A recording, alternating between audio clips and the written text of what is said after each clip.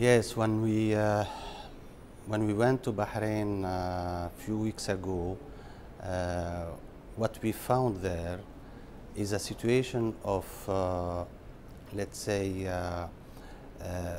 very divided society, and a fear from the civil society organizations and many human rights activists and also many citizens about the situation there, and in particular the violence and the human rights violations. The situation of human rights in Bahrain, what we found, is not very different from the starting point in March and April. In fact, many situations are not yet solved in terms of political prisoners, in terms of people who were fired from their jobs, in terms of freedom of NGOs to work. In addition to that, still many people are arrested.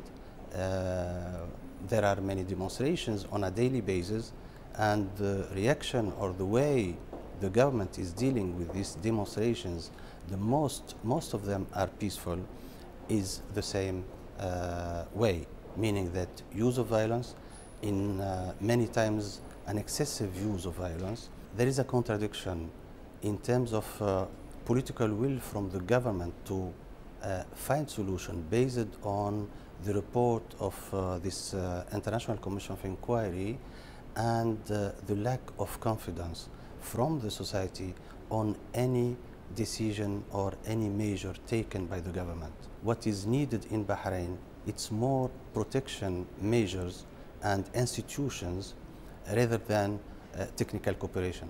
Of course, we will help the government in terms of capacity building for justice, for police sector, but one of the main issue would be a transitional justice process, meaning the truth, because this is a reality. People, despite the fact that we have a report of an International Commission of Inquiry, which is a very important report, truth is not yet clear for everybody.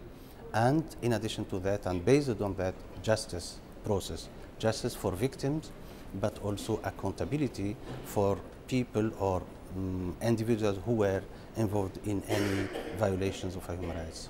I remember now as something very important to mention is a meeting with the doctors and nurses who were, many of them were arrested, tortured, and also fired from their jobs. Now some of them are reinserted in their jobs, but many are still out. Most important support we can provide in Bahrain is to build this trust between all partners in the country.